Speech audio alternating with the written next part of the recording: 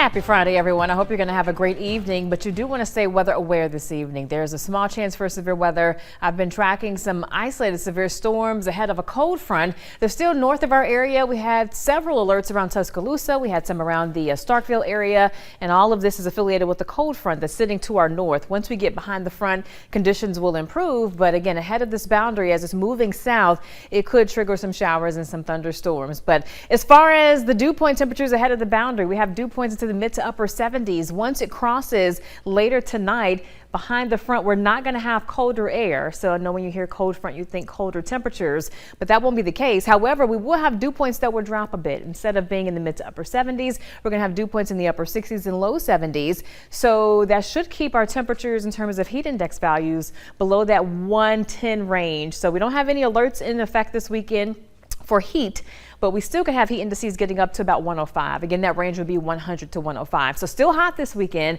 but with the dew points dropping, it's going to feel a little bit better. So here's your heat index forecast for Saturday, 11 o'clock. It'll feel like it's about 100 throughout the heat of the day. Again, 100 to 105, slight improvement. And then as we work our way into the evening, still a bit toasty. So continue to practice heat safety, but the cold front is going to be a bit beneficial. As far as this evening, though, as we work our way towards 8 o'clock, if you are in our northern counties, let's say northern Sumter, around, let's say, Kemper and over towards the Neshoba County area, you could start tapping into some showers between, let's say, now and 8, 9 o'clock. And then the chance for some showers and thunderstorms will be towards that I-20 corridor as we head towards midnight. Again, a small chance these storms could pack a punch, mainly for damaging wind. And then once the boundary crosses, the rain will stop. We still could have some showers, though, down towards our southern counties as we head towards 3, 4, 5 o'clock in the morning.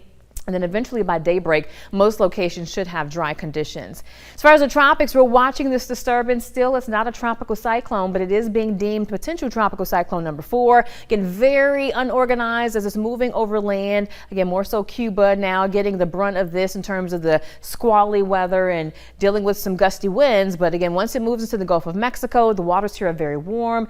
The atmosphere will be a bit more conducive for organizing, and so it could become a tropical depression as early as tomorrow, maybe in the morning or no later than the early afternoon, at least based on the forecast models. From that point, it's going to get steered towards the north, and it looks like it's going to just kind of run parallel to the Florida coast as we work our way through the weekend. And then as we head into early next week, it'll get steered more towards the north and east. Again, no threat to our area based on this setup, as high pressure is going to kind of keep us blocked, which is great news. But there are several alerts in place for Florida. They currently have a tropical storm warning for the southwestern portions of the coast, and they also have some tropical storm watches in place, which includes around Tampa. So as far as the rainfall estimates through early next week, some spots could get to about 10 inches, maybe up to a foot, but it's going to be a soggy scene across the south and east because of this system that is not yet named. If it gets a name, it will be Debbie, I should say. As far as locally right now, widespread 90s, Meridian 91 is very humid, so it feels like it's 99. Livingston 91, it feels like it's 102. Quitman, it's 97 at this hour,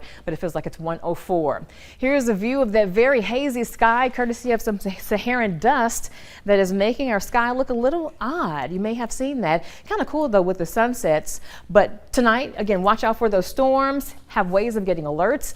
Best timing for rain will really be after 8 o'clock for most spots, and then it should taper off overnight. But lows will stay in the mid 70s. And for tomorrow, another hot day, muggy as well. But again, those heat indices should stay in most cases below 105. So here's that 7-day. Don't forget to download our free WTOK weather app because, yeah, if we have some threatening weather tonight, you want to make sure you can get those alerts.